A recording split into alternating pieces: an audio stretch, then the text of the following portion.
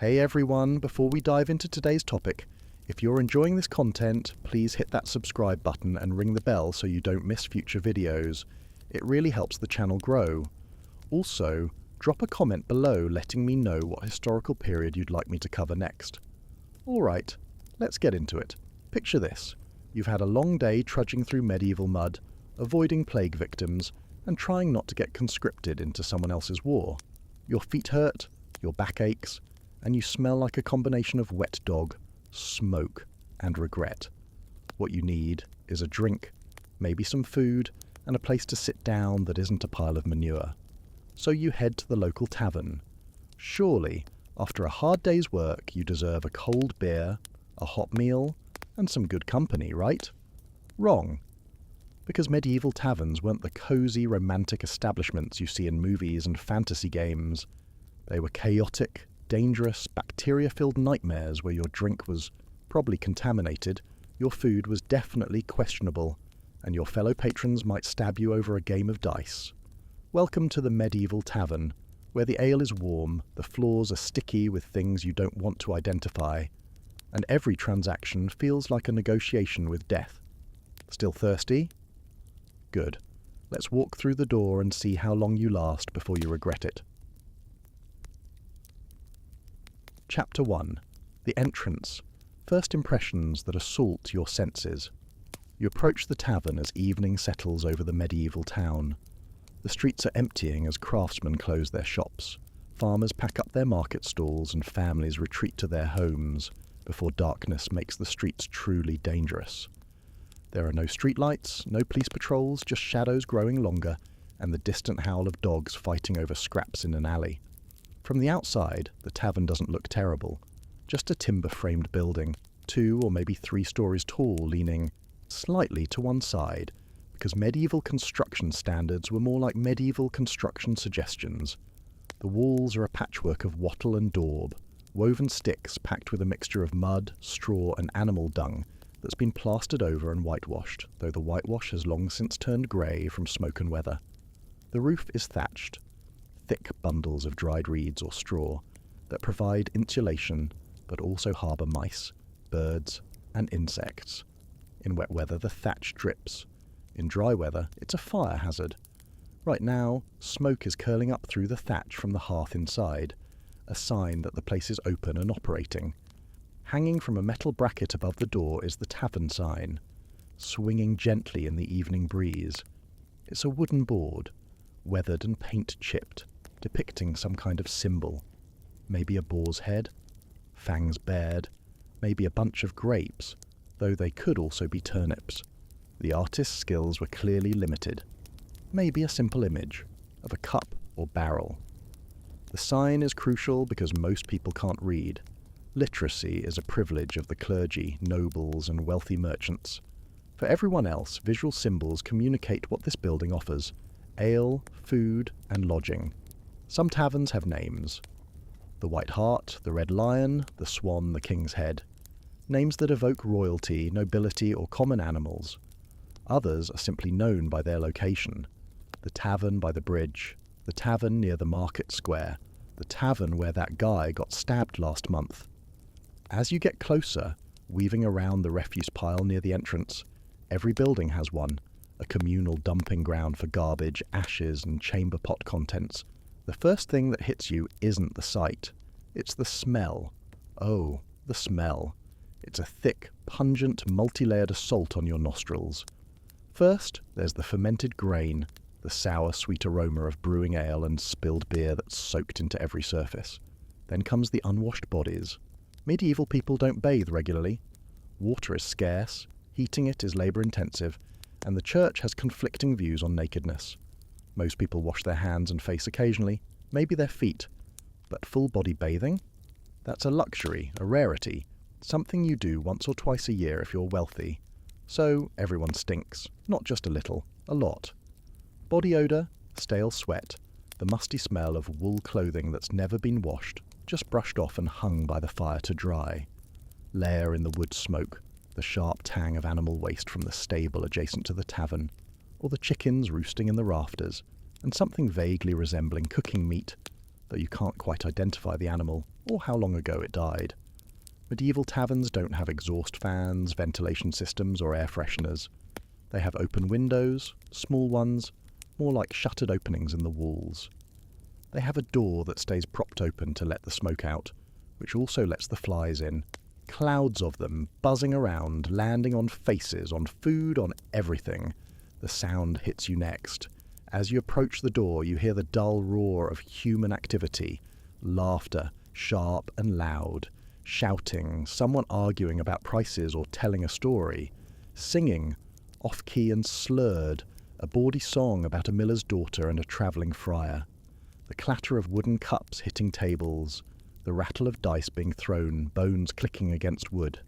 A dog barking, aggressive and territorial. Footsteps stomping on the floor above, and yes, a chicken squawking indignantly from somewhere inside. You pause at the threshold. The door is heavy oak, scarred and dented from years of use and abuse. The handle is worn smooth by thousands of hands. You take a breath, a mistake, given the smell, and push through. Immediately the noise surrounds you like a physical force. It's overwhelming. Dozens of conversations happening simultaneously, none of them quiet. Medieval people don't whisper. They shout. They project. They make themselves heard over the din. Privacy is not a concept here. Everything is public, communal, exposed. The lighting is dim, bordering on dark. Your eyes need a moment to adjust. A few tallow candles flicker on tables, their flames dancing in the draughts. Tallow candles are made from animal fat, and they smell like it. Rancid, greasy, adding another layer to the olfactory nightmare. They also smoke, producing thick, acrid fumes that sting your eyes and coat your throat. There's a central hearth, or maybe a fireplace built into one wall, providing the main source of light and heat. The fire burns with logs, kindling, and possibly some peat or dried dung for fuel. The flames cast dancing, flickering shadows across rough-hewn beams and walls stained black from years of smoke accumulation. The ceiling is barely visible through the haze, a dark expanse crossed by massive timbers. You can barely see the faces of the people inside, just shapes, silhouettes, the occasional glint of eyes catching the firelight, which is probably for the best. Eye contact in a medieval tavern is dangerous. It can be interpreted as a challenge, an invitation, an accusation. Are you looking for a fight? Are you interested romantically or sexually? Are you accusing someone of cheating at dice? Best to keep your head down, your gaze neutral, your body language non-threatening. The floor beneath your feet is treacherous. In some taverns, it's packed dirt, hard-pressed earth that's been walked on for decades. In others, it's rough wooden planks, uneven and splintered. Either way, it's covered in a layer of rushes or straw, meant to absorb spills and provide some cushioning.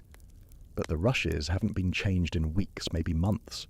They're matted, damp, and filled with organic debris. What kind of debris? Spilled ale, of course. Food scraps. Bones, bread crusts, vegetable peelings. Animal droppings from the dogs, cats, chickens, and possibly rats that roam freely. Human vomit from patrons who overdid it last night or last week. Spit. Blood from the occasional fight. The occasional dropped item. A coin, a knife, a tooth. Walking across the floor is like navigating a minefield of texture and moisture. Every step brings a new sensation. Squelch as your foot lands in something wet. Crunch as you step on bones or dried rushes. Slide as you hit a slick patch of spilled liquid. You try not to think about what you're stepping in. The answer is everything, and none of it is good. The ceiling is low, oppressively so. Barely high enough for a tall person to stand upright. The beams are thick, hand-hewn, and covered in cobwebs that hang like dingy curtains. The beams sag slightly under the weight of the upper floors, where guests sleep in cramped shared rooms. If you listen carefully, filtering out the noise from the main room, you can hear footsteps above, the scrape of furniture being moved, voices raised in argument, and other sounds you choose not to identify. Privacy, as mentioned, is not a medieval concept. Walls are thin, Sounds carry. Everyone knows everyone else's business, and discretion is a luxury no one can afford. And then there are the patrons. You scan the room, trying to assess the crowd. It's a mixed group tonight, as it is most nights. Day labourers, still wearing their work clothes covered in mud, sweat, and the marks of their trade. Farmers with dirt under their fingernails and straw in their hair. A merchant or two distinguishable by their slightly better quality clothing. Wool tunics dyed in richer colours. Leather belts with metal buckles. But they look just as weary, just as worn down by the day's efforts. There are travellers, men with packs and walking sticks propped against the wall, their faces weathered from weeks on the road. Local craftsmen, recognisable by the tools hanging from their belts or the stains on their clothes. A blacksmith with soot on his hands, a dyer with purple-stained fingers, a butcher with blood on his apron that he hasn't bothered to remove. And there's a table of young men, loud and boisterous, already several drinks past good judgment. They're laughing too hard at jokes that aren't funny, slapping each other on the back and eyeing everyone else in the room with the false confidence of the nearly drunk. Everyone looks tired. Everyone looks wary. Many look drunk. The combination of all three is the default expression in a medieval tavern. A few heads turn as you enter. Strangers are noted, assessed, and either ignored or targeted depending on how wealthy or vulnerable you look. You avoid eye contact, keep your posture neutral, and move deeper into the room. You've made it through the door. Congratulations. You've survived the entrance. Now comes the hard part, actually interacting with this place without getting robbed, poisoned, or stabbed. Chapter 2. The seating situation. Finding a place that won't get you killed. So, you're inside. The door has closed behind you with a heavy thud that nobody noticed because the tavern is already too loud for one more sound to matter. Now what? You need to sit down, but where you sit in a medieval tavern is not a casual decision. It's a tactical calculation that could determine whether you have a peaceful evening or whether you end the night with a broken nose and an empty purse. First, let's address the furniture situation. Medieval tavern seating is brutally simple. Long wooden benches, trestle tables, and nothing else. No individual chairs with arms and cushions. No booth seating with padded backs. No bar stools with footrests. Just hardwood, worn smooth by decades of use, stained dark from spilled ale and grease that has soaked deep into the grain. The benches are communal. Long planks of wood supported by simple legs or sawhorses, designed to seat as many people as possible in the available space.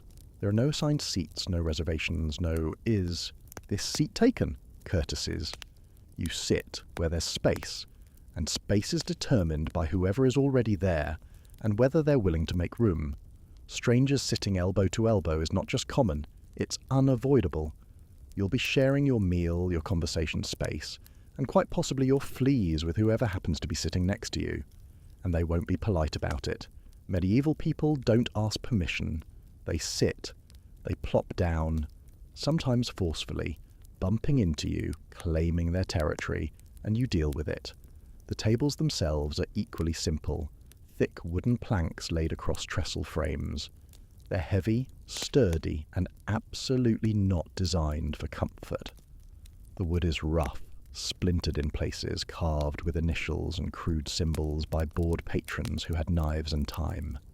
The surface is sticky with spilled ale, greasy from food, and pockmarked with burn marks from candles that tipped over or were carelessly set down.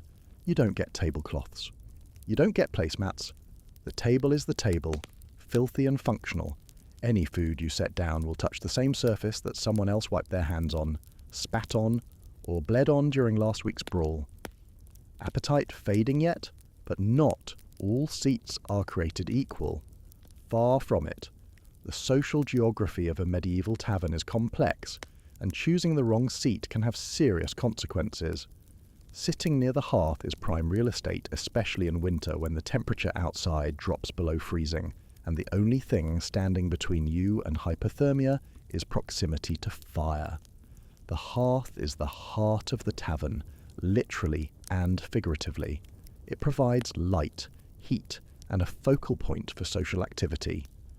Everyone wants to be near it, but that spot is usually claimed by regulars. The local toughs, the tavern keeper's favourites, the men who have been coming here for years and consider certain seats their birthright.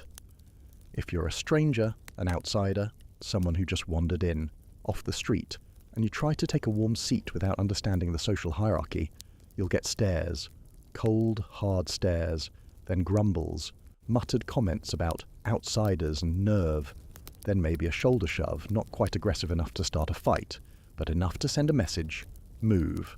Unless you're confident in your ability to defend your claim, or you're deliberately looking for confrontation, it's best to let the warmth go.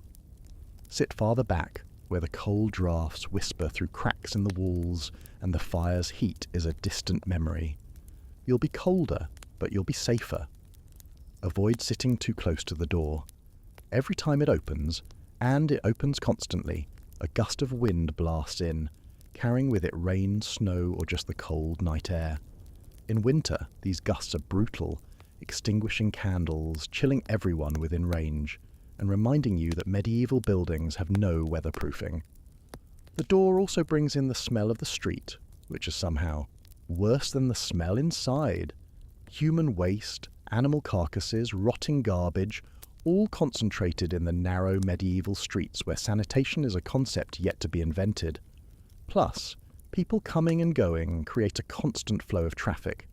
Muddy boots will step on your feet, wet cloaks will brush against you leaving damp marks, elbows will jostle your drink, possibly knocking it over, and no, you won't get a refund. You'll spend the whole evening being bumped, jostled and disturbed. It's exhausting. Don't sit near the kitchen or brewing area either. Yes, you'll be able to see your food being prepared, which sounds like it might be reassuring. It's not. What you'll actually see is rats scurrying across the floor, darting between barrels and baskets. You'll see the cook, a sweaty man with a greasy apron, wiping his hands on a rag that hasn't been washed since the last harvest. You'll see him pick up something he dropped on the floor, blow on it and toss it back into the pot. You'll witness the general chaos of medieval food preparation, which includes questionable hygiene practices, shouting between the cook and the serving staff, and the occasional dropped utensil or ingredient that gets picked up and used anyway, because waste is expensive and standards are flexible. The smells from the kitchen area are also intense: boiling meat, burning fat, sour ale fermenting in barrels, onions, smoke, and underlying it all, the smell of decay, because not everything in that kitchen is fresh. Watching your food being made in a medieval tavern is like watching sausage being made, except somehow worse, because at least modern sausage factories have health inspectors. And whatever you do, don't sit at a table where a game is already in progress. Gaming tables are their own universe with their own rules, stakes and dangers. Men hunched over dice, cards or boards, their faces tight with concentration, their hands hovering over piles of coins. The atmosphere is tense, competitive and volatile. Medieval gambling is serious business. Men have been stabbed, beaten and killed over accusations of cheating, unpaid debts, or simply losing too much and needing someone to blame. The games themselves are often rigged. Loaded dice, marked cards, conspiracies between players to cheat newcomers. It's a minefield. If you sit near a gaming table, even if you don't participate, you'll be drawn into the drama. Players will ask if you saw something, trying to get you to serve as a witness in their accusations. Others will suspect you of being a lookout for one of the players, trying to signal information. The tension, the arguments, the sudden explosions of violence when someone loses their temper. It's all too close, too dangerous. And if you do get pressured into joining the game, you're almost guaranteed to lose. Either the game is rigged, or the other players are simply more skilled, more practiced, and more ruthless. You'll walk away poorer, possibly, injured, definitely regretting your choice, your best bet. Find a table somewhere in the middle of the room, away from the door, away from the fire, away from the kitchen, and away from any games. Look for a spot with a clear view of the entrance. You want to see who's coming in, who's leaving, who's staring at you a little too long. Situational awareness is survival. If possible, sit with your back to a wall. This is basic medieval survival. Never sit with your back to the room. You need to see what's happening behind you, because that's where the danger usually comes from. a knife between the ribs, a club to the back of the head, a thief cutting your purse from your belt. These things happen from behind. A wall at your back means you can't be attacked from that direction. It's one less angle to worry about. You can focus on the room in front of you, tracking movement, identifying threats, staying alert. When you finally choose your seat and sit down, keep your belongings close. Your purse, your bag, your cloak, anything of value should be under your body, in your lap, or secured to your person with multiple knots. Tavern thieves are professionals, skilled pickpockets and cut-purses who can slice through a leather strap and disappear into the crowd before you realise what happened. They work in teams sometimes. One creates a distraction, bumping into you, starting an argument, dropping something, while the other steals. By the time you notice your money is gone, both thieves have vanished and your coins are already being spent at another table. You settle onto the hard wooden bench, feeling the rough surface through your clothing. The bench has no back support, so sitting for long periods will leave your lower back aching. The height is awkward, too low for comfortable eating, too high for truly relaxing. But this is what's available, and complaining won't change anything. Around you, the tavern continues its chaotic rhythm. People talking, laughing, arguing, the clatter of cups and plates, the crackle of the fire, the sound of dice hitting wood. You're part of it now, another body in the crowd, another potential customer for the tavern keeper, another potential target for thieves, another person just trying to survive the evening. You've chosen your seat carefully, you're positioned tactically, you're alert. Now comes the next challenge, getting the tavern keeper's attention and ordering a drink without getting ripped off, poisoned, or ignored entirely. Chapter 3. The drinks. Ale, wine, and questionable liquids. You've barely settled onto the hard wooden bench, your back already protesting the lack of support, when you realise you need to get the tavern keeper's attention. This is easier said than done.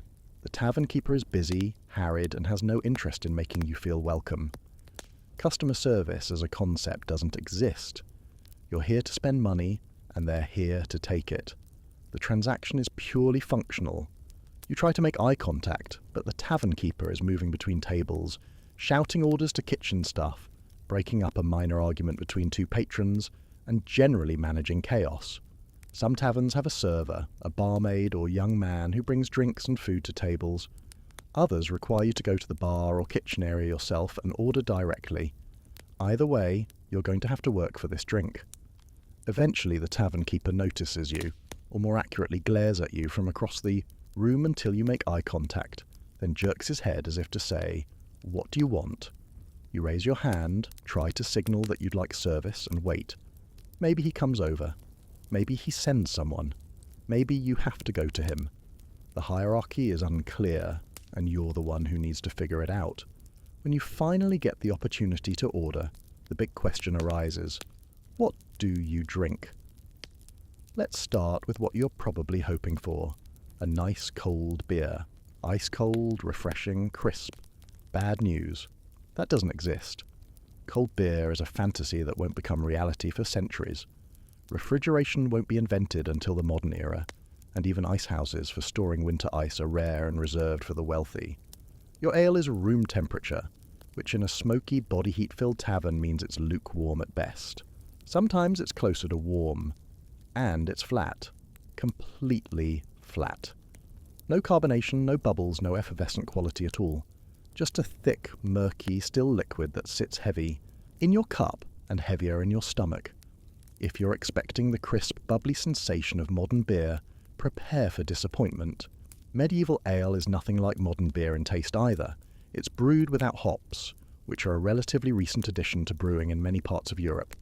Instead, it's flavoured with gruit, a mixture of herbs and botanicals that varies by region and brewer. Gruit might include yarrow, a bitter herb, mugwort, which has a slightly sweet, earthy quality, heather, which adds floral notes, bog myrtle, juniper, or even wild rosemary. Whatever the brewer had access to, whatever grew locally, whatever was cheap. The result is a drink that tastes completely alien to modern palates. It's mildly sweet in some cases, earthy and herbal in others, sometimes faintly medicinal, like drinking liquid bread that's been infused with plant matter. Some ales are better than others. Some are genuinely pleasant if you can get past your expectations. Others taste like someone fermented old socks in a barrel and called it a beverage. But here's the critical thing. You're going to drink it anyway, because the alternative is water, and medieval water is essentially a death sentence. The water situation in medieval Europe is dire. Rivers are contaminated with waste, human, animal, industrial. Tanneries dump chemical runoff. Butchers dump blood and entrails. People dump their chamber pots. All of this flows into the same rivers that supply drinking water.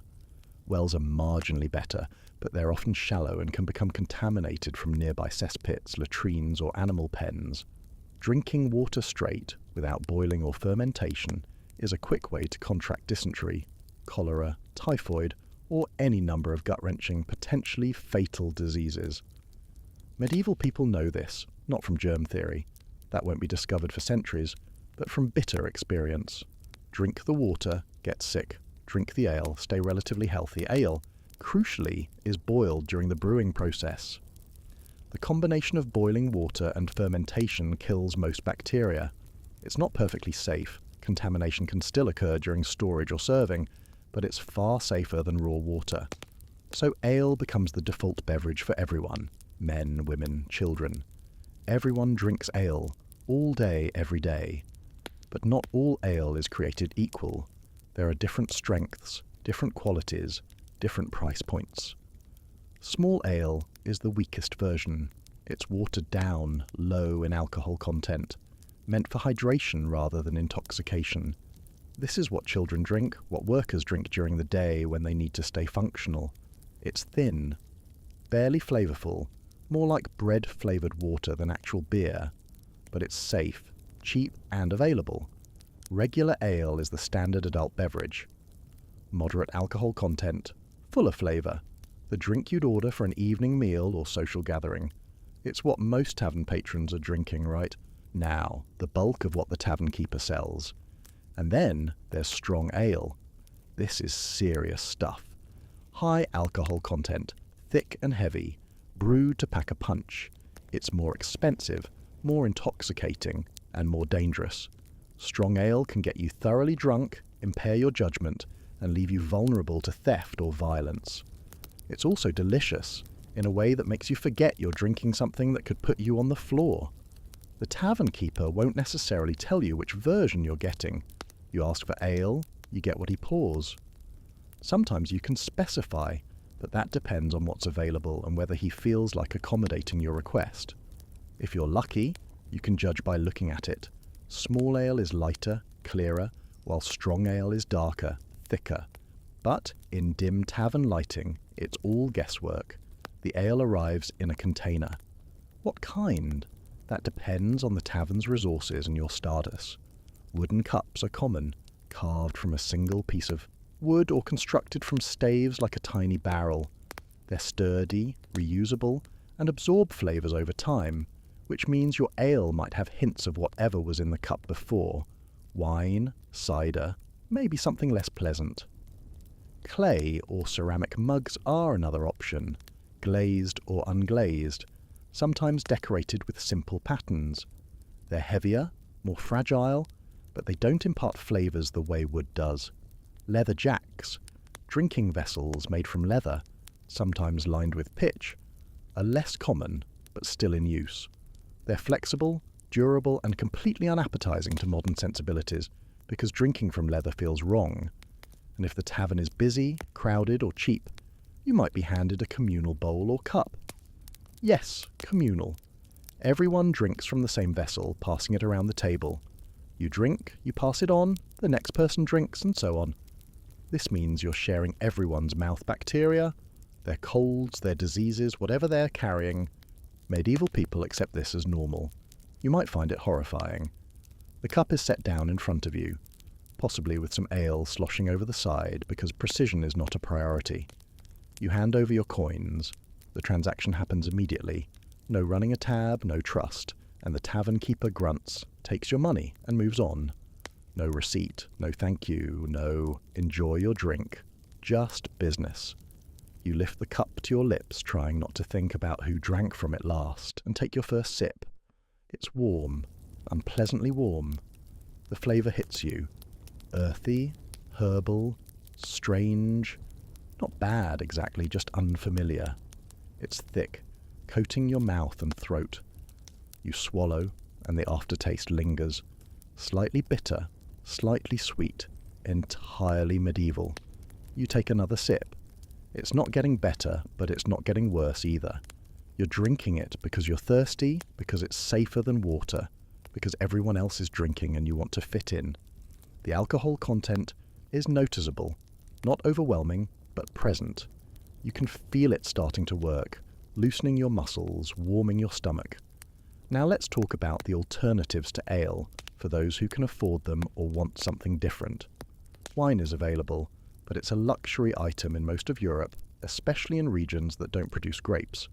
If you're in France, Italy, Spain, or other wine-producing areas, it's more common and affordable. If you're in England, Germany, or Scandinavia, wine is imported, expensive, and reserved for special occasions or wealthy patrons. Medieval wine is not the refined, aged beverage you're thinking of. It's not carefully stored in oak barrels to develop complex flavours. It's rough, acidic, and often cut with water to make it stretch further, or to reduce its intensity. Red wine is more common than white, and it's served at room temperature, which again is not a pleasant temperature. The wine might be spiced or sweetened to mask inferior quality. This isn't necessarily a bad thing. Spiced wine can be delicious, but it's often a sign that the base wine is barely drinkable. Cheap wine is sour, vinegary, harsh on the throat. You drink it because it's alcoholic and safer than water, not because you enjoy it. For the wealthy or those looking to show off, there's hippocras or claret, spiced wine mixed with honey, cinnamon, ginger, cloves and other expensive spices. It's sweet, warming, aromatic, and a clear status symbol. If you order hippocras in a tavern, you're announcing to everyone that you have money. This makes you popular with beggars and thieves, both of whom will immediately take an interest in you. Cider is another option in regions with apple orchards. It's fermented apple juice, ranging from sweet to dry, low to high alcohol content. It's refreshing, flavourful, and a nice change from ale, but it's seasonal and not always available. Mead, honey wine, is rare and expensive.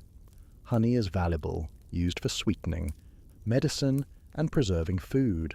Fermenting it into alcohol is a luxury. If a tavern has mead, it's kept in the back, saved for special customers or occasions, and priced accordingly. But it's delicious. Sweet, strong, smooth, a drink that feels like a reward for surviving medieval life. Perry fermented pear juice exists in some areas, but is even rarer than cider. If you find it, consider yourself lucky. And then there are the questionable liquids. Not every drink in a medieval tavern is what it claims to be. Unscrupulous tavern keepers water down ale to increase profits, reducing alcohol content and flavour. They reuse dregs from old barrels, mixing fresh ale with whatever's left over, creating a murky, inconsistent product. Some add adulterants to stretch supplies or create the appearance of strength. Herbs, spices, even dangerous substances to make weak ale seem stronger. There are records of tavern keepers being fined or punished for selling adulterated drinks, but enforcement is inconsistent. If your ale tastes weird, if it's making you feel strange in ways that normal alcohol doesn't, you might be drinking something that's been tampered with. You can complain, but proving it is difficult, and the tavern keeper will deny everything. Your best bet is to stop drinking and switch to a different establishment. You finish your first cup of ale. The tavern keeper is already nearby, watching to see if you'll order another, because selling more drinks is the entire business model. He's not concerned with your health, your comfort, or your safety. He's concerned with profit. You signal for another. The cup is refilled, more coins change hands, and you settle in for the evening.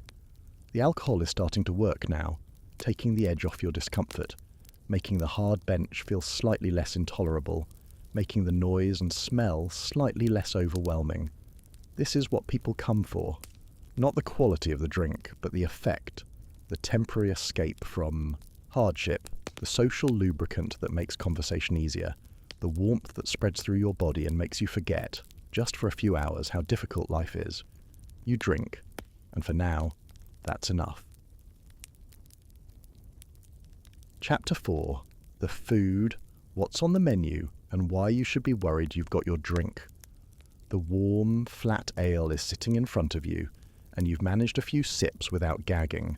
Now your stomach is growling, making its demands known. The ale on an empty stomach is already making you feel lightheaded, and you realize you need food. Actual food. Time to see what the tavern has to offer. Spoiler, it's not a menu. There is no menu, no printed list of options with descriptions and prices, no daily specials board, no waiter reciting the chef's recommendations. You eat what the tavern has, and what the tavern has is whatever they manage to cook today without burning the building down or poisoning everyone. Most taverns have one main dish, prepared in bulk, served to everyone. You don't get choices, you don't get customization, you get what's cooking in the big pot over the fire, and you're grateful for it, or at least you pretend to be. That dish is almost always pottage. If you've been paying attention to medieval food history, you already know about pottage. If not, let me introduce you to the cornerstone of medieval peasant cuisine, a thick stew made from whatever ingredients are available, affordable, and haven't rotted yet. The base is usually grains, barley, oats, or wheat if the tavern keeper is feeling generous. These are boiled until they break down into a thick, porridge-like consistency. Then come the vegetables, whatever's in season, whatever's cheap, whatever didn't sell at the market. Onions, almost always onions. Leeks, if available. Cabbage, turnips, carrots, peas, beans. Root vegetables are common because they store well. Leafy greens make an appearance in spring and summer but wilt and disappear quickly. If you're very lucky, there's meat in the pottage, a bit of pork fat for flavour. Bacon ends. Sausage scraps, a bone with some meat clinging to it, tossed in to add richness to the broth. Actual chunks of meat are rare and expensive. Most pottage is vegetarian by necessity, not choice. The pot itself has been simmering for hours, possibly days. Medieval tavern keepers don't empty the pot and start fresh. They practice what's known as perpetual stew.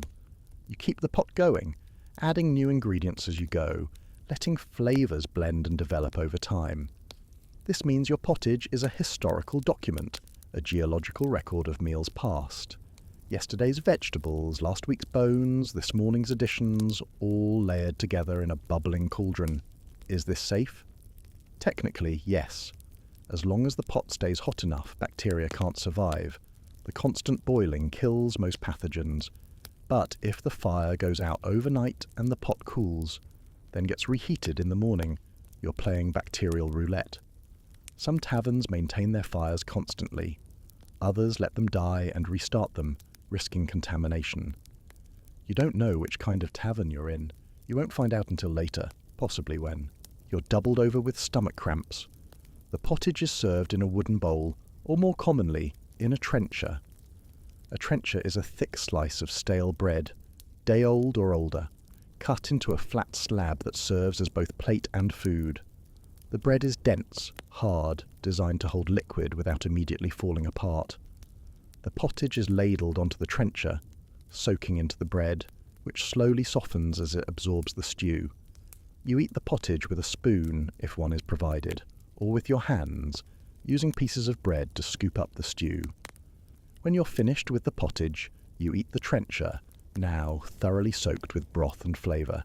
It's efficient, it's edible, it's medieval.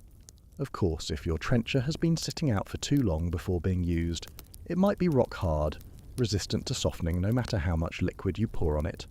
Or it might be mouldy, spotted with green or white patches that you're expected to ignore.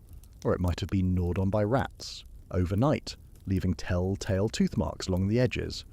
You're supposed to eat it anyway. Bread is valuable. Wasting food is unthinkable. You brush off the mould, cut away the gnawed bits if you're squeamish, and eat. But let's say you're willing to pay extra for something beyond pottage. What else is available? Meat, if the tavern has managed to acquire some. Pork is the most common, as pigs are easy to raise, efficient to slaughter, and provide a lot of usable meat. Mutton, from older sheep, is tough and strong-flavoured, but filling. Chicken, rabbit and game birds if someone's been hunting or trapping. Beef is rare and expensive, reserved for wealthy patrons or special occasions. The meat is prepared in one of several ways. Roasted over the fire on a spit, turned slowly until the outside is charred and the inside is cooked, hopefully. Boiled in the pottage pot, contributing to the overall flavour. Baked into pies, dense pastry shells filled with minced meat, fat and whatever. Spices the tavern keeper can afford. Medieval meat pies are a marvel of engineering. The crust is thick, tough, designed to contain the filling and preserve it, not to be delicate and flaky. The crust itself might not even be meant to be eaten. It's more like an edible container, though hungry patrons eat it anyway. The filling is savoury, fatty, heavily spiced to mask any off flavours. Which brings us to the critical question: how fresh is this meat? There's no refrigeration, none. Meat is preserved through salting, smoking, or hanging in a cool place and hoping for the best. Salt draws out moisture, preventing bacterial growth. Smoking creates a protective layer and adds flavour. Hanging in a cold cellar slows decay, but doesn't stop it. If the meat has been sitting for days, it starts to spoil. The smell intensifies, going from gamey to questionable to definitely rotten. The texture changes, becoming slimy and sticky. The colour shifts from natural red or pink to greenish or grey. Does the tavern throw it out? Absolutely not. Meat is expensive. Waste is unacceptable. Instead, they cook it longer, add more spices and serve it anyway. This is where medieval spices come in. They're not just for flavour, they're for survival. If your meal is heavily spiced, drowning in pepper, cloves, cinnamon or ginger, that's not generosity. That's a warning. The meat beneath that thick layer of seasoning is probably past its prime, and the spices are there to cover the taste of decay. You eat it anyway because you're hungry, because refusing would be rude, because everyone else is eating and no one's dropping dead. Yet, the spices burn your mouth, masking the underlying flavour, which is probably for the best. Fish is another option if the tavern is near water, a river, lake or coast. Salted fish, dried fish, smoked fish. Fresh fish spoils even faster than meat, so preservation is essential. Salted herring is everywhere, cheap, abundant, and so intensely salty it makes your mouth pucker. You need ale to wash it down, which makes you thirsty, so you drink more ale, which makes the tavern keeper richer. It's a brilliant system. Smoked fish is better, with a deep, complex flavour from the smoking process. Dried fish is like chewing leather, tough and unforgiving, but it lasts forever and provides protein. Some taverns serve fish stew, similar to pottage but with fish instead of meat. It's flavourful, filling, and smells absolutely terrible. Then there's bread, beyond what's used as trenchers. Dark, dense, whole-grain bread made from rye, barley or wheat. It's heavy, coarse, often gritty from bits of stone, ground into the flour by millstones. Each bite might contain tiny rock fragments that wear down your teeth over time. Medieval people have terrible dental health for many reasons, and bread is one of them. White bread exists, but it's for the wealthy. The flour is finely ground, sifted to remove bran and impurities, producing a lighter, softer loaf. In a tavern, you get dark bread and you're grateful for it. Cheese is also available. Hard, aged cheese that's been sitting in a cellar for months, developing flavour and possibly mould. It's strong, pungent, crumbly, and absolutely delicious if you can get past the smell. The mould is normal. You cut it off and eat the rest. Medieval people aren't squeamish about food they can't afford to be. Vegetables, when available, are seasonal. In autumn, you might get roasted root vegetables, turnips, parsnips, carrots, beets, charred over the fire. In spring, fresh greens, watercress, early peas. In summer, cabbage, beans, onions. In winter, whatever was preserved or stored, which usually means turnips. Always turnips. Boiled, mashed, roasted, floating in pottage. Medieval Europe runs on turnips, and you're about to find out why people both love and hate them. Mushrooms appear in autumn, foraged from forests and fields. Some are delicious, some are deadly. The skill of the forager determines which you're eating, and mistakes happen. If your meal includes mushrooms, you're trusting that whoever picked them knew what they were doing. Spoiler, they usually do, because the alternative is death, and tavern keepers want repeat customers, not corpses. Dessert is not a thing in medieval taverns. Sugar is rare, expensive, imported from distant lands, and reserved for the wealthy. If you want something sweet, you might get honey-drizzled bread, baked apples with cinnamon if you're lucky, or a handful of dried fruit, raisins, figs, dates. More likely, you get nothing. The concept of finishing a meal with something sweet is foreign to most medieval people. You eat until you're full, then you stop. As you eat, you try not to think about the conditions in which this food was prepared. The cook didn't wash his hands. The cutting board is the same one used for raw meat and vegetables, never sanitized, just rinsed with questionable water. The pots and utensils are cleaned, with water from a barrel that's also used for washing floors, rinsing cloths, and occasionally drinking. Food safety standards don't exist. Bacteria, cross-contamination, hygiene, these concepts are centuries away. People cook and eat based on tradition, experience, and luck. Sometimes it works out, sometimes people get sick, sometimes people die. It's the medieval way. You finish your meal, wiping your hands on your tunic, because napkins are not provided. Your stomach is full, even if your confidence in medieval food preparation is shattered. You feel the weight of the meal settling, the warmth of the ale and food spreading through your body. You're still alive. You've eaten. And despite everything, you're grateful, because in a world where hunger is a constant companion, a full stomach is a genuine blessing, no matter how questionable the food that filled it. Chapter 5. The entertainment. Games, music, and poor life choices. You've had your drink. You've choked down your meal. Now what? It's still early evening and the tavern is getting livelier. People are louder, drunker, and more willing to take risks. This is when the entertainment begins. And in a medieval tavern, entertainment means trouble. Let's start with games. Gambling is everywhere. Dice games are the most popular. Simple, fast, and easy to play. You roll dice, you bet money, you win or lose. The rules vary, but the outcome is always the same. Someone walks away richer, someone walks away broke, and someone accuses someone else of cheating, which leads to shouting, shoving, and occasionally stabbing. Dice themselves are made from bone, wood, or ivory if you're fancy. They're not perfectly balanced, which means some dice are weighted, either intentionally or by accident. Loaded dice are common, and spotting them requires a sharp eye and a willingness to call someone out, which is risky. Accusing someone of cheating is a direct challenge to their honour, and honour in the Middle Ages is worth more than money. Men have duelled, fought, and killed over accusations of dishonest dice. If you're not into dice, there are card games. Playing cards are a relatively new invention in medieval Europe, imported from the Islamic world and slowly spreading. They're hand-painted, expensive, and treated like treasures. Card games involve strategy, bluffing, and betting, which makes them just as dangerous as dice. A bad hand and a worse temper can turn a friendly game into a brawl. Chess is also played, though it's more of a thinking man's game. It's slower, quieter, and doesn't usually involve money, though competitive players will still bet on outcomes.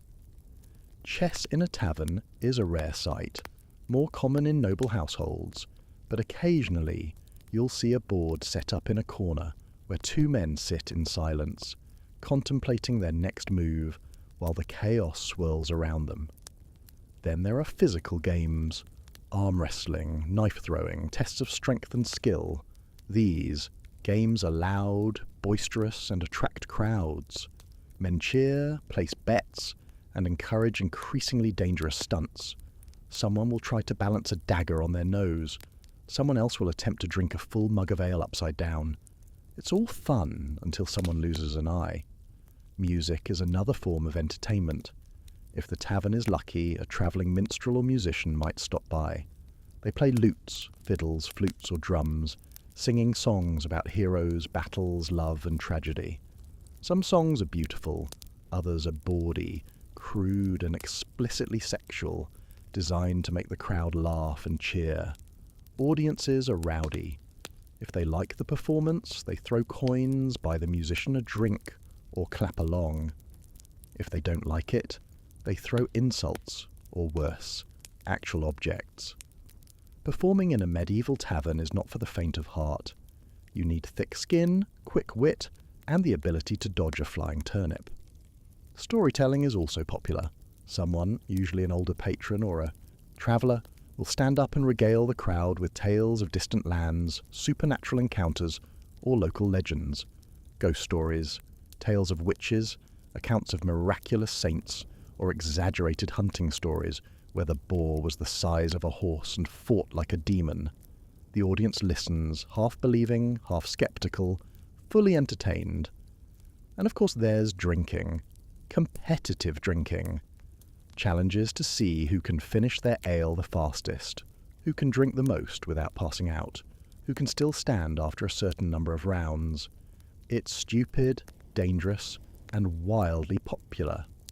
Men cheer each other on, slapping backs and shouting encouragement until someone vomits spectacularly, passes out, or starts a fight because they're too drunk to remember why they're angry.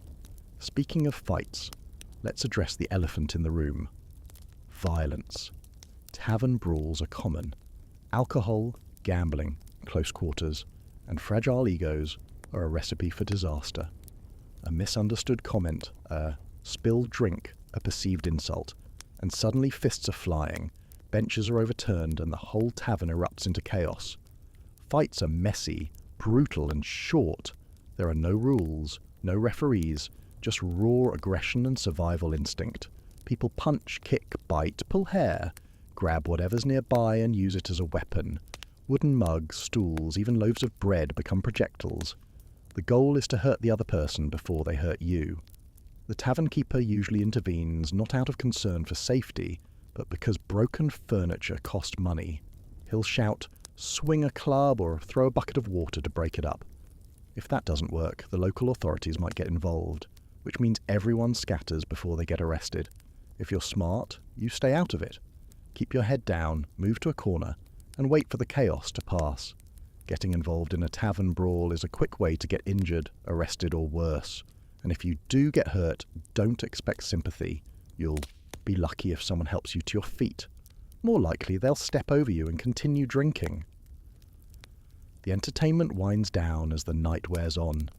The musicians pack up, the gamblers count their winnings or mourn their losses, and the crowd begins to thin. Some patrons head home, stumbling through dark streets. Others decide to stay the night, renting a room upstairs, which brings us to the next chapter. Chapter 6. The Lodging. Sleeping arrangements that redefine discomfort. So, it's late. You've had your drinks, eaten your questionable stew, avoided at least 2 fights, and now you're too tired, too drunk, or too far from home to make the journey back. The solution? Rent a room at the tavern. Surely a bed, a roof, and a door will provide some rest and safety. Oh, you sweet, naive soul. Medieval tavern lodging is not a hotel. There is no front desk, no concierge, no room service. You pay the tavern keeper a few coins, and he points you toward a ladder, or a narrow staircase leading to the upper floor. No key, no lock, just a communal sleeping area where privacy is a fantasy. The rooms, if you can call them that, are small, cramped, and shared. You're not getting a private room unless you're wealthy enough to pay for the entire space, which most people aren't. Instead, you're directed to a chamber with multiple beds, or more accurately, multiple sleeping surfaces. Let's talk about the beds. They're not what you're hoping for. A medieval tavern bed is a wooden frame with a straw mattress. The straw is old, compacted, and probably hasn't been changed in months. It's lumpy, uncomfortable, and infested with fleas, lice, and bedbugs. The moment you lie down, you'll feel the prickling sensation of tiny creatures waking up and exploring their new meal. Bedbugs are relentless. They bite, leaving itchy red welts all over your body. You scratch, which makes it worse. You try to sleep, but the itching is unbearable. And it's not just you. Everyone in the room is scratching. The entire chamber is a symphony of scratching, sighing, and muttered curses. Blankets are provided, but they're thin, rough, and rarely washed. They smell like smoke, sweat, and the dozens of previous travellers who used them before you. You pull the blanket over yourself anyway, because the room is cold. Medieval buildings have terrible insulation. Drafts seep through cracks in the walls and gaps around the shutters. Even with a blanket, you're shivering, and you're not alone in the bed. Bed sharing is normal. If the tavern is busy, you'll share your bed with a stranger. Maybe 2 strangers. You all lie side by side, fully clothed, trying to claim as much mattress space as possible without elbowing someone in the ribs. It's awkward, uncomfortable, and completely normal. Your bedmates might snore loudly. Medieval people have no concept of sleep apnea or snoring remedies. They just snore, rumbling like thunder, keeping everyone awake. You try to nudge them, but they don't wake up, or they wake up angry, and you decide it's not worth the fight. There might also be a chamber pot in the corner. It's a clay or wooden pot used for urination during the night, because going outside to the latrine in the dark is dangerous. The pot is emptied in the morning. Hopefully. If it's full, the smell is overwhelming. If someone misses while using it, the floor becomes a hazard. Speaking of smells, the room reeks. Unwashed bodies, stale ale breath, smoke-soaked clothes, and the general funk of humanity packed into a small space with no ventilation. You breathe through your mouth and try not to think about it. Privacy, as mentioned, does not exist. The walls are thin. You can hear everything happening in the next room. Conversations, arguments, snoring, other activities. If you're sharing a room with multiple people, you can hear them too. Everyone can hear you. There's no escaping it. Theft is a concern. You keep your belongings close, preferably under your body or tied to your person. If you fall asleep with your purse on a hook or your bag on the floor, don't be surprised if it's gone when you wake up. Tavern thieves are opportunistic. They wait for you to sleep, then strike. And then there's the noise from downstairs. The tavern doesn't close. It quiets down, but it doesn't stop. People are still drinking, talking, arguing. Footsteps creak on the floorboards. Doors slam. Occasionally someone drunkenly stumbles up the stairs, crashes into your room, realizes it's the wrong one, and stumbles back out. You don't sleep deeply. You doze, waking every hour to some new disturbance. If you're really unlucky, the room catches fire. Candles, hearths, wooden buildings, and drunk people are a dangerous combination. Tavern fires are common. If a fire starts, you have minutes to get out before the whole structure goes up in flames. There's no fire alarm, no sprinkler system, just panic and scrambling. But let's say nothing catastrophic happens. You survive the night. You wake up at dawn, stiff, itchy, and exhausted. You didn't really sleep, but you're alive. You gather your things, check to make sure everything is still there, and head downstairs. Time for breakfast, assuming your stomach can handle it. Chapter 7. The morning after. Breakfast, hangovers, and regret. It's morning. Light streams through the tavern's windows, or what passes for windows, oiled cloth or wooden shutters barely keeping out the cold. Your body aches from the terrible bed, your skin itches from the fleas, and your head throbs from last night's ale. Welcome to the medieval hangover. Hangovers in the Middle Ages are just as miserable as modern ones, but with none of the remedies. No aspirin, no electrolyte drinks, no greasy fast food to soak up the alcohol. You suffer, and you suffer in silence because complaining about a self-inflicted headache isn't going to earn you sympathy. You stagger downstairs, squinting against the light, and slump onto a bench. The tavern is quieter now, but it's not empty. A few early risers are already drinking, because apparently starting the day with ale is normal. Others are nursing their own hangovers, staring blankly into space, regretting every decision that led them here. Breakfast is served, though calling it breakfast is generous. It's more like whatever's left from yesterday. You might get a bowl of pottage, reheated and possibly thicker than before, or some bread, hard and stale, best dipped in ale to soften it, or cold meat left over from last night, congealed fat and all. There's no coffee. Coffee won't reach Europe in any meaningful way for centuries. You're stuck with ale, small ale if you're trying to be responsible, or water if you're desperate and willing to risk dysentery. Most people stick with ale. It's safer, even if it does nothing for your headache. You force down some food, chewing slowly, trying not to think about how your stomach is churning. Around you, the tavern is coming back to life. The fire is stoked, the cook is clattering pots, and the tavern keeper is already barking orders at anyone within earshot. You pay for your lodging and breakfast, counting out the remaining coins in your purse and wincing at how much you spent. Taverns aren't cheap. Between the drinks, the food, the room, and possibly the gambling losses, you've spent a significant chunk of your money. Was it worth it? Debatable. As you prepare to leave, you take one last look around. The tavern, in the morning light, looks even worse than it did last night. The floors are filthy, the walls are stained, and there's a suspicious puddle near the hearth that you're pretty sure wasn't there before. The whole place smells like sour ale and old smoke. But here's the thing. Despite everything, people keep coming back. Taverns are social hubs, places where news is shared, deals are made, and communities gather. They're dirty, dangerous, and uncomfortable, but they're also essential. In a world without internet, television, or even widespread literacy, taverns are where you go to connect with other people. You step out into the morning air, which is cold and damp, but infinitely fresher than the air inside. You stretch, trying to work the stiffness out of your back, and start your journey home or to your next destination. The medieval tavern. Experience is over.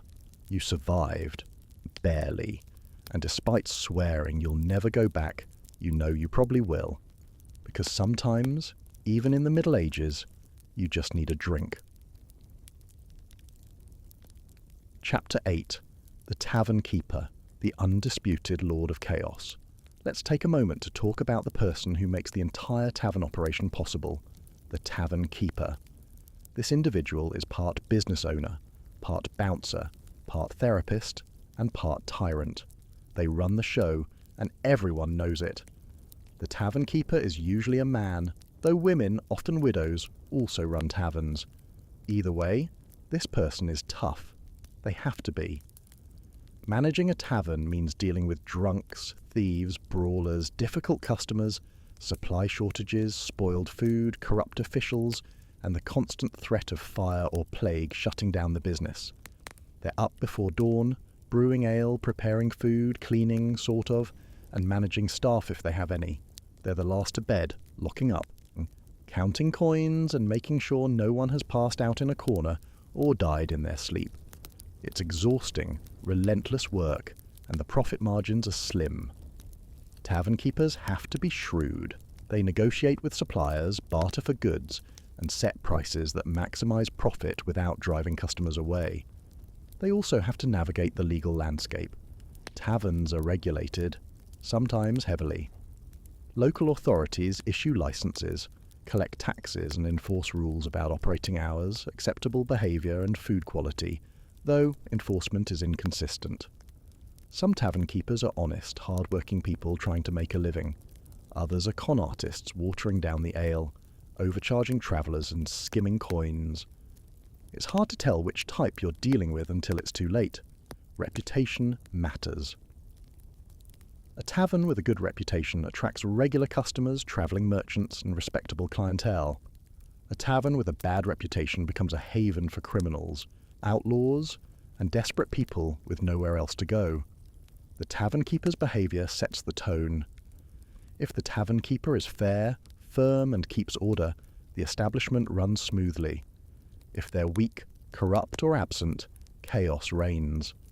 Fights break out more often, theft increases, and the quality of food and drink declines. The best tavern keepers know how to balance authority and hospitality, keeping customers happy while maintaining control. They also serve as informal community leaders, People come to them with problems, seeking advice, mediation, or help. The tavern keeper knows everyone's business, hears all the gossip, and has connections throughout the town. Need to hire a worker? Ask the tavern keeper. Looking for a lost item? The tavern keeper might know who took it. Want to send a message to someone in another town? The tavern keeper knows a traveller heading that way, but don't mistake their helpfulness for kindness. Tavern keepers are business people first. They'll help you if it benefits them or if you've earned their goodwill. Cross them and you'll find yourself banned, overcharged, or served the worst ale in the house.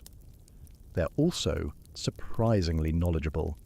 Running a tavern requires understanding brewing, cooking, accounting, law, and human psychology. They know how to read people, spotting troublemakers, thieves, and liars within moments of them walking through the door. They know when to intervene in a brewing conflict and when to let it play out. And they're tough, physically tough. Breaking up fights, hauling barrels of ale, and standing on your feet for 16 hours a day builds strength. Many tavern keepers carry a club, a cudgel, or some other weapon for enforcement. They're not afraid to use it. The tavern keeper is the undisputed authority in their establishment. They decide who gets served, who gets kicked out, and who gets a second chance. They're judge, jury, and executioner in matters of tavern law. And if you want to survive your visit, you respect them. Chapter 9. The Dangers. What can go wrong, and probably, well, let's be honest. Visiting a medieval tavern is risky. We've touched on some of the dangers already, but it's worth cataloguing everything that can go wrong when you step into one of these establishments. First, there's disease. Taverns are breeding grounds for illness. Crowded spaces, poor hygiene, shared drinking vessels, contaminated food, and close contact with strangers create the perfect conditions for spreading disease. Colds, flu, dysentery, typhus, and even plague can pass from person to person in a single evening. If someone coughs in your face, you're probably getting sick. If you drink from a communal cup after someone with a fever, you're rolling the dice. And if the tavern is in a city during a plague outbreak, well, you might want to reconsider your evening plans. Food poisoning is also a real threat. As we've discussed, medieval food preservation is primitive. Spoiled meat, rancid fat, contaminated water used in cooking, all of these can make you violently ill. Food poisoning in the Middle Ages isn't just an unpleasant night, it can be deadly. Dehydration, fever, and infection can kill you, especially if you're already malnourished or weakened. Then there's alcohol poisoning. Medieval people don't have a clear understanding of safe drinking limits. They drink until they pass out, and sometimes they don't wake up. Choking on vomit, alcohol-induced respiratory failure, or simply drinking something that was accidentally or intentionally poisoned. It happens. Violence, as we've covered, is common. Fights, stabbings, beatings. Taverns are where tensions boil over. Arguments escalate quickly, especially when everyone is armed with knives, daggers, or improvised weapons. Even if you're not involved in the fight, you can get hurt by a stray punch, a thrown object, or being in the wrong place when a bench is overturned. Theft is constant. Cut purses, pickpockets, and opportunistic thieves work taverns like professional criminals because that's what they are. They wait for you to get drunk, distracted, or asleep, then they strike. You wake up with your money gone, your valuables stolen, and no way to get them back. Sexual assault is another danger, particularly for women. Taverns are male-dominated spaces, and women who work or visit them face harassment, assault, and worse. Female tavern workers, servers, cooks, are often assumed to be sexually available, whether they are or not. Travelling women are vulnerable. The lack of legal protections and societal attitudes make taverns dangerous places for women. Fire is a constant threat. Wooden buildings, open flames, thatched roofs, and drunk people. Tavern fires are catastrophic. They spread quickly, and escape is difficult, especially if you're upstairs, drunk, or asleep. Dozens of people can die in a single tavern fire, and they do, regularly. Then there's the law. Taverns attract the attention of authorities because they're associated with disorder, crime, and vice. Unexpected raids, arrests for gambling, prostitution, or Simply being drunk and disorderly can happen. If you're in the wrong place at the wrong time, you could find yourself in jail, fined or publicly punished. And finally, there's social ruin. Your reputation matters in medieval society. Being seen in the wrong tavern, associating with the wrong people, or engaging in scandalous behaviour can damage your social standing. Gossip spreads fast, and once your reputation is tarnished, it's hard to recover. So yes, visiting a medieval tavern is dangerous, but people do it anyway because the alternative, isolation, boredom, and lack of social connection is worse. Humans are social creatures. Even in the Middle Ages, we gather, drink, share stories, and take risks for the sake of community. Chapter 10. The Regulars. The cast of characters you'll meet. Every tavern has its regulars. These are the people who show up every night, claiming the same seats, ordering the same drinks, and becoming fixtures of the establishment. Let's meet some of them. First, there's the old soldier. This man has stories. He fought in wars, survived battles, and has the scars to prove it.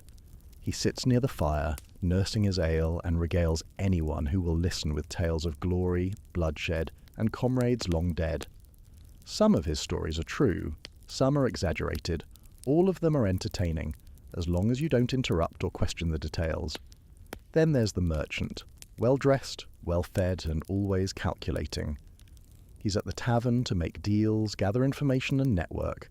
He's friendly, generous with drinks, but everything is transactional. He wants something from you, even if it's just information. Don't trust him completely, but don't dismiss him either. He has connections. The local drunk is a permanent fixture. He's here every single night, often before noon. He's friendly, harmless, and completely dependent on alcohol. Everyone knows him, everyone tolerates him. He's part of the furniture. When he's not here, people worry. When he is here, they ignore him. The gambler is always at a table with dice, cards, or some other game. He's skilled, focused, and probably cheating. He wins more than he loses, which makes people suspicious, but no one can prove anything. He's polite, charming, and dangerous. Don't play against him unless you're prepared to lose. The barmaid is overworked, underpaid, and tough as nails. She serves drinks, clears tables, fends off unwanted advances, and keeps the tavern running. She knows everyone, sees everything, and has no patience for nonsense. Treat her with respect, tip generously, and she'll take care of you. Disrespect her, and you'll regret it. The stranger is always passing through. Different face every week, same story. Travelling for work, looking for someone, running from something. They sit alone, keep to themselves, and leave before anyone gets too curious. Some are harmless, some are fugitives. You never know. The troublemaker is young, drunk, and looking for a fight. He's loud, aggressive, and insecure. He picks fights to prove himself, to impress his friends, or because he's bored. The tavern keeper watches him closely. Everyone else tries to avoid him. The priest or monk occasionally shows up, despite the church's official disapproval of taverns. He's there to drink, relax, and pretend he's not clergy for an evening. He's usually quiet, respectful, and just as human as everyone else. Unless he's drunk, in which case he's louder and more judgmental than anyone. The widow runs the tavern or works there. She's seen it all, survived tragedy, and built a life for herself in a world that offers women few options. She's respected, feared, and not to be underestimated. She keeps order with a sharp tongue and a sharper eye. These characters, and dozens more, populate the tavern every night. They're the community, the entertainment, and the danger all rolled into one. You will interact with them, whether you want to or not, and they'll shape your experience. Chapter 11. The Economics. How much does all this cost? Let's talk money. How much does a night at a medieval tavern actually cost, and more importantly, can you afford it? Medieval currency varies by region. In England, you're dealing with pounds, shillings, and pennies. In France, livres, sous, and deniers. In the Holy Roman Empire, guldens, groschen, and pfennigs. The exact names and values change, but the principle is the same. Coins represent value, and you need them to survive. For a peasant or labourer, daily wages are minimal. You might earn a few pennies a day, enough to buy bread, ale, and basic necessities. Skilled workers, artisans, earn more, perhaps a shilling or two, per week. Merchants and landowners have significantly more wealth, but even they have expenses. So what does a tavern visit cost? Let's break it down. A basic mug of ale costs about a penny, maybe two depending on quality and location. A cheap meal, pottage and bread, might cost another penny or two. A better meal with meat could cost 4 to 6 pennies. A night's lodging in a shared room costs anywhere from 2 to 6 pennies, depending on the tavern's quality and how crowded it is. If you're spending an evening drinking, eating and staying overnight, you're looking at 6 to 12 pennies. Possibly more if you're gambling or buying rounds for friends. For a labourer earning 2 to 3 pennies a day, that's several days' wages. For a peasant, it's a significant expense. This means tavern visits aren't casual. You go when you have a reason: business, travel, celebration or desperation. Regular visits are a luxury most people can't afford. The regulars we discussed earlier are either wealthy enough to afford it or prioritising alcohol over other expenses like food, shelter or family. Tavern keepers make money, but not as much as you'd think. After paying for supplies, maintaining the building, bribing officials and dealing with theft and damage, profit margins are thin. They survive on volume, hoping enough customers come through the door to cover costs and leave a little extra. Some tavern keepers supplement income with side businesses: renting storage space, fencing stolen goods, offering services like prostitution or gambling, or running unofficial banks where people leave valuables for safekeeping. It's risky, often illegal, but necessary. Prices can also be negotiable. If you're a regular, a friend of the keeper, or skilled at bargaining, you might get a discount. If you're a stranger, wealthy or drunk, expect to be overcharged. Tavern keepers are excellent at reading people and adjusting prices accordingly. Some transactions are done in barter. No coins, offer labour, goods or services. Work in the kitchen, repair something, provide information, anything of value. Medieval economies are flexible and tavern keepers are practical. They'll accept payment in whatever form benefits them. And if you can't pay, you'll be kicked out, possibly beaten and definitely banned. Tavern keepers don't run charities. If you drink and eat without paying, you're stealing, and they'll treat you accordingly. At best, you'll be shamed. At worst, you'll be reported to authorities and punished. So, yes, taverns cost money, and, for most medieval people, that money is hard to come by. But the value isn't just in the food and drink. It's in the experience, the community, the escape from daily hardship, and sometimes that's worth every penny. Chapter 12. The laws and regulations, rules you didn't know existed. Medieval taverns might seem lawless, but they're actually heavily regulated, at least in theory.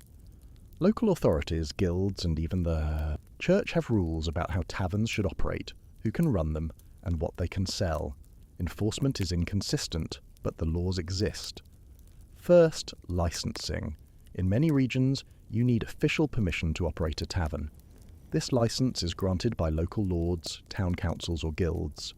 You pay a fee, agree to follow regulations, and in return, you're allowed to serve alcohol and provide lodging.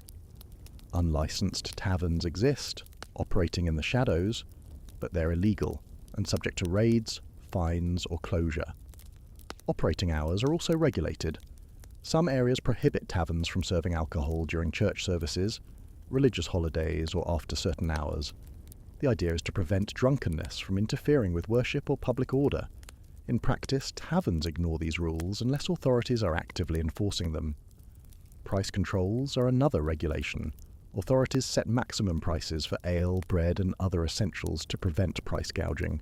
Tavern keepers who charge too much can be fined or lose their licenses.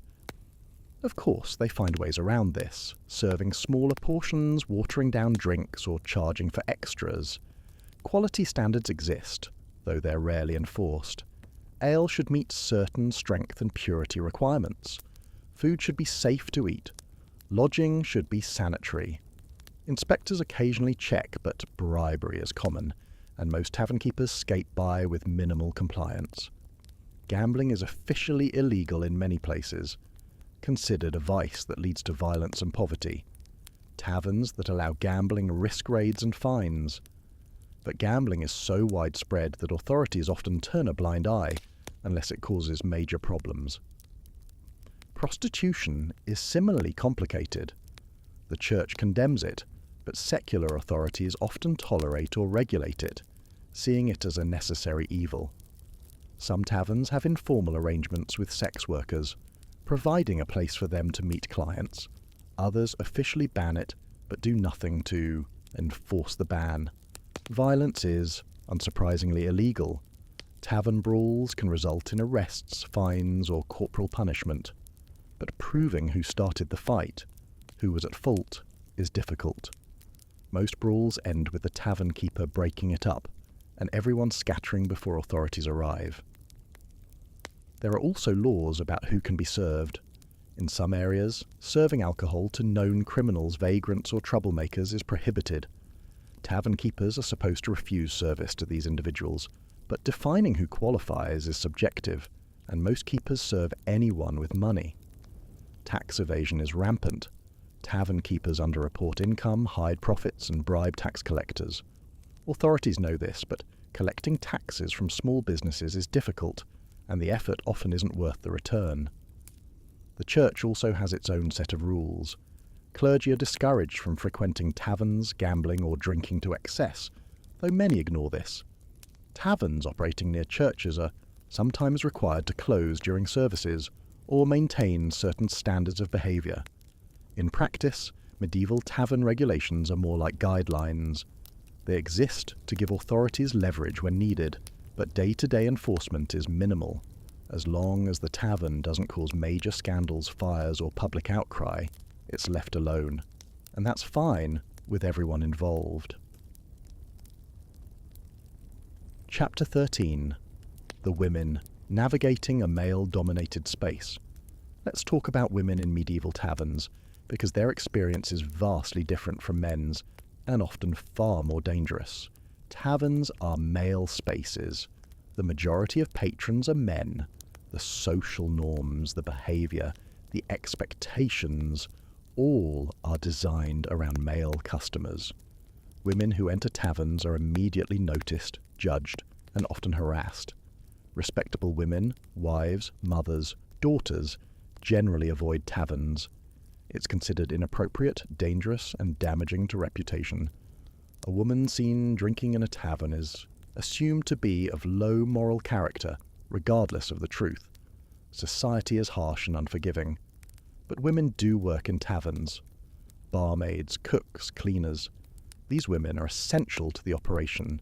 They serve drinks, prepare food, clean up messes, and manage the daily chaos.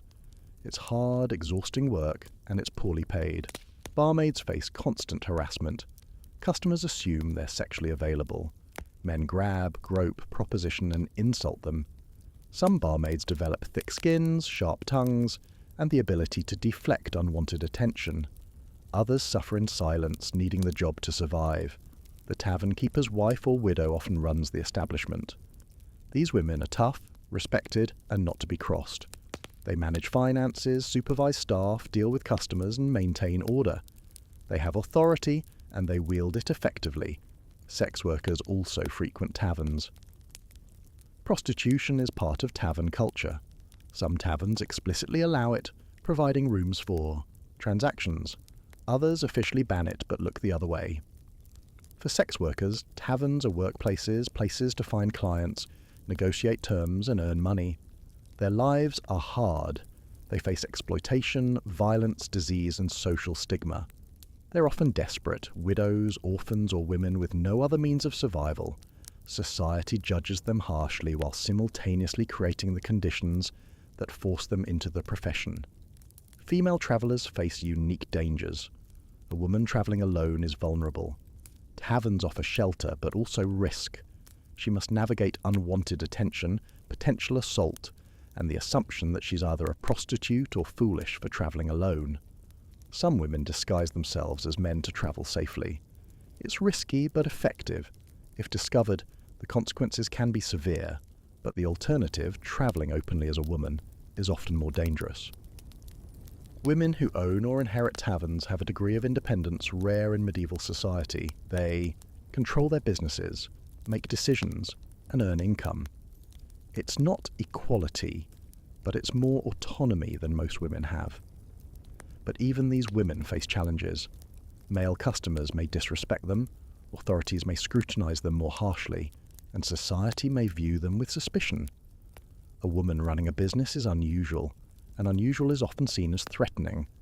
So yes, women exist in medieval taverns, but their experiences are shaped by gender, class, and societal expectations. They work, they survive, and they navigate a space that was never designed for them. And they do it every day with strength and resilience that often goes unrecognized. Chapter 14. The Decline and Evolution. What happened to medieval taverns? Medieval taverns didn't disappear overnight. They evolved slowly over centuries as society changed, economies developed, and new technologies emerged. By the late medieval period and into the early modern era, taverns began to differentiate. Some became inns, focusing on lodging and meals for travellers. Others became alehouses, emphasising drinking and socialising. Still others became coffee houses, at least in later centuries, as coffee spread through Europe. Regulation increased. As governments became more centralised and bureaucratic, they exerted greater control over taverns. Licensing became stricter, inspections more frequent, and penalties for violations more severe. The wild, chaotic tavern of the early medieval period gave way to something more structured. Literacy spread. As more people learned to read, written menus, signs, and regulations became common. The visual signs that once identified taverns were supplemented or replaced by text. This changed the customer base, attracting more educated, wealthier patrons. Hygiene improved, slowly, very slowly, but as understanding of disease and sanitation grew, expectations changed. Taverns that maintained cleanliness, provided better food, and offered safer lodging attracted more business. Those that didn't fell into decline. Social attitudes shifted. The church's influence waned in some areas and taverns became less stigmatized. In others, moral reformers pushed back, trying to close taverns or restrict their operations. The battle between freedom and control, vice and virtue, played out over centuries. Industrialization changed everything. Factories, cities, mass production. The small-scale, locally operated tavern couldn't compete with larger establishments that could offer more, better, and cheaper. Many medieval taverns closed. Others adapted, modernizing and surviving into new eras. But the concept endured. Pubs, bars, inns, restaurants, they're all descendants of the medieval tavern. The same basic idea, a place to gather, drink, eat, and socialize. The details have changed, the hygiene improved, and the danger reduced, but the core remains. Today, when you walk into a pub and order a pint, you're participating in a tradition that stretches back centuries. The medieval tavern keeper would recognize the impulse, even if the execution is vastly different. We're still gathering, still drinking, still sharing stories. The medieval tavern is gone, but its spirit lives on in every bar, every pub, every place where people come together over drinks and food. And maybe that's fitting. Because despite all the filth, danger and discomfort, medieval taverns served a vital function, bringing people together, and that, at least, is worth preserving. Chapter 16. The Social Dynamics, Conversations, Gossip and Information Exchange. Now that we've covered the physical aspects of tavern life, the seating, the drinks, the food, the entertainment, let's talk about what actually happens when people gather in these establishments. Because taverns aren't just about consuming food and alcohol, they're social institutions, information hubs, and the beating heart of medieval community life. In a world without internet, television, radio, or even widespread literacy, taverns serve as the primary venue for news and communication. If you want to know what's happening in your town, your region, or the wider world, You go to the tavern and listen. Conversations in medieval taverns are loud, public and unfiltered. There's no concept of personal space or private discussion. Everyone can hear everything. The acoustics of the room, stone walls, low ceilings, hard surfaces, amplify sound, turning every conversation into a performance for anyone within earshot. People talk about everything. Work, obviously. Farmers complaining about crops, weather and taxes. Craftsmen discussing techniques, materials and business deals. Merchants sharing information about trade routes, prices and market conditions. This information is valuable, and savvy listeners pick up details that could inform their own economic decisions. Politics is another major topic, though it's dangerous. Criticising the local lord, the king or the church can have serious consequences. But after a few drinks, people's tongues loosen. Complaints surface. Grievances are aired. Seditious thoughts are whispered, then spoken aloud when the ale gives people courage. The smart tavern keeper shuts down these conversations before they attract official attention. The foolish one lets them continue until authorities raid the establishment. Local gossip is the tavern's lifeblood. Who's sleeping with whom? Who's in debt? Who's cheating on their spouse? Who's sick, dying, or recently deceased? Whose crops failed? Who got into a fight? Who's pregnant? Medieval communities are small, interconnected, and everyone knows everyone else's business. The tavern is where that information circulates, grows, and mutates into rumour. Some of this gossip is harmless entertainment. Some of it is malicious, designed to damage reputations or settle scores. Some of it is genuinely useful information that people need to know. Sorting truth from fiction is a skill, and veteran tavern goers develop a sense for what's reliable and what's exaggeration. Storytelling is another crucial element. Professional storytellers, travelling minstrels or just talented amateurs stand up and captivate the room with tales. Epic poems about ancient heroes, legends of saints performing miracles, ghost stories that make people shiver, adventure tales from travellers who claim to have seen wonders in distant lands, dirty jokes that make everyone laugh. The quality varies wildly. Some storytellers are gifted, weaving narratives that transport listeners to other worlds. Others are mediocre, stumbling through familiar tales with little skill. But even a bad story is better than silence, and audiences are generally forgiving, especially if they're drunk. Stories serve multiple purposes beyond entertainment. They preserve history and culture in a largely illiterate society. They transmit moral lessons and social values. They create shared cultural references that bind communities together. When someone references a well-known story or character, everyone understands the allusion. It's a form of communication, shorthand for complex ideas. Religious discussions happen, though they're carefully modulated. The church is omnipresent in medieval life, and most people are genuinely devout, or at least outwardly so. Tavern conversations include discussions of theology, interpretations of scripture, for those who've heard it preached, and debates about religious practice. But heretical thoughts, questioning church doctrine, or suggesting alternatives to Catholic orthodoxy can get you reported, investigated, and punished. Business deals are negotiated in taverns. Contracts are discussed, though not necessarily formalised. Literacy is limited, and written contracts are rare for common transactions. Instead, deals are made with handshakes, witnessed by other patrons who can testify to the agreement if disputes arise later. Your word is your bond, and breaking it damages your reputation irreparably. Hiring happens in taverns. Need a labourer? Come to the tavern and spread the word. Looking for work? Sit in the tavern and make yourself known. Skilled workers, from carpenters to wet nurses, advertise their availability through conversation. It's an informal job market, operating on personal connections and word of mouth. Arguments are common and escalate quickly. Someone insults someone else.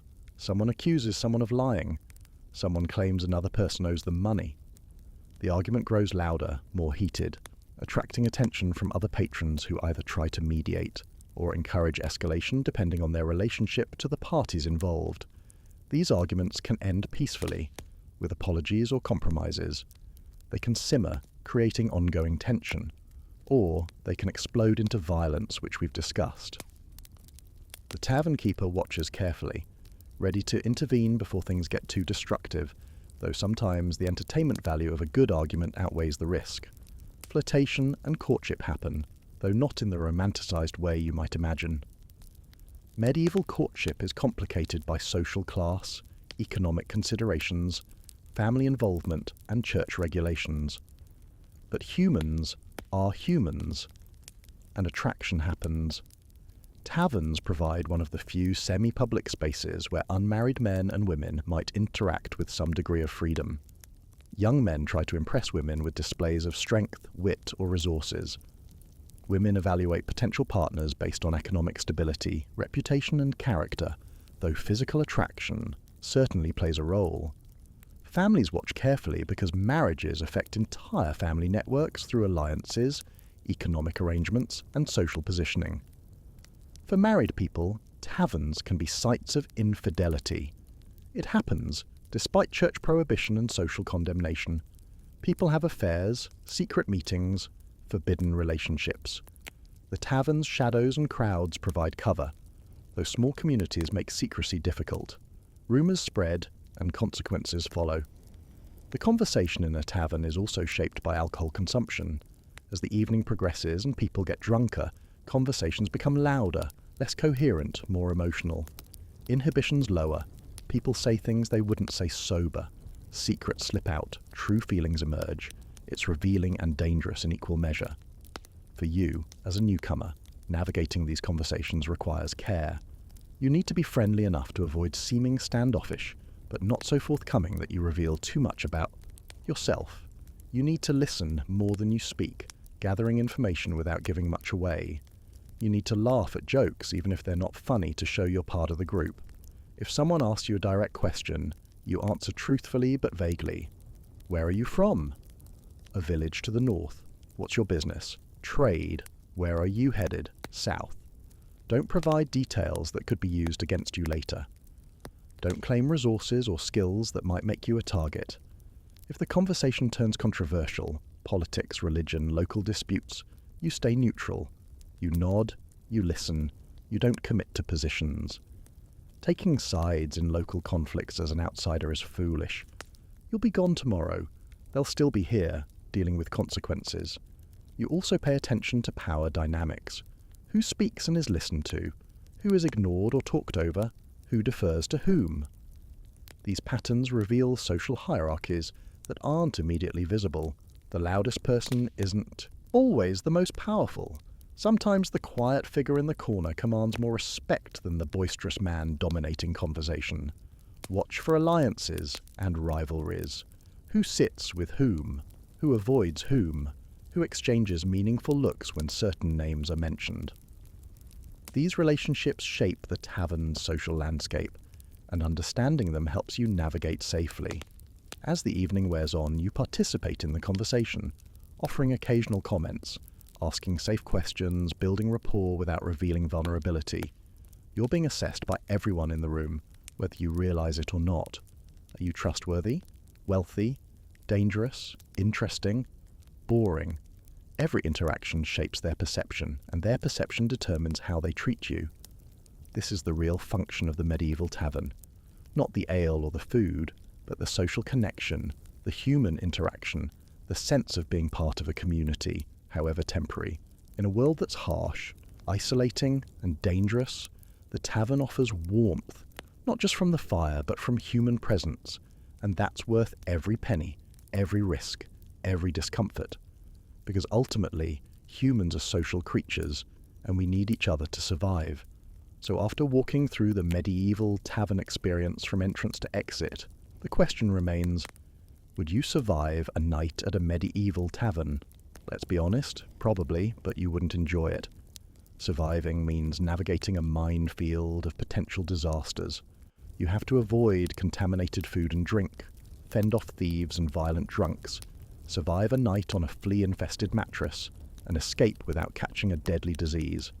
It's doable, but it requires constant vigilance, luck, and a strong stomach. Most medieval people managed it because they had no choice. Taverns were part of life. You went because you needed shelter, because business required it, or because humans need social connection. You didn't expect comfort or safety. You expected survival, and most of the time, that's what you got. But comparing medieval taverns to modern bars and restaurants is absurd. We have health codes, food safety regulations, clean water, modern medicine, and legal protections. We take for granted that our drinks won't poison us, our beds won't be crawling with insects, and a disagreement won't end in a stabbing. Medieval people didn't have these luxuries. They lived in a world where danger was constant, where comfort was rare, and where survival required resilience. And yet, they still found moments of joy, laughter, and community, even in the filthiest, most dangerous tavern. That's the real lesson here. Not that medieval taverns were terrible, though they were, but that humans are incredibly adaptable. We find connection, meaning, and even happiness in the most unlikely places. So the next time you're at a clean, safe, comfortable bar, take a moment to appreciate it. Think about the centuries of progress, innovation, and societal change that made it possible. And maybe raise your glass to the medieval tavern keepers, patrons and workers who survived, thrived, and kept the tradition alive, even when everything was terrible. Because in the end, whether it's a medieval tavern or a modern pub, we're all just looking for the same things: a drink, some food, and a place to belong, even if just for a night. So would you last a day, or rather a night, at a medieval tavern? Maybe, but you definitely wouldn't want to go back, at least not without a time machine that comes with antibiotics, bug spray, and a very strong stomach. And honestly, that's probably for the best. Thanks for watching. If you enjoyed this deep dive into medieval tavern life, please hit that like button, subscribe for more historical content, and drop a comment letting me know what you'd like me to cover next. There's so much more history to explore, and I can't wait to share it with you. Until next time, stay curious, stay safe, and be grateful you live in an era with indoor plumbing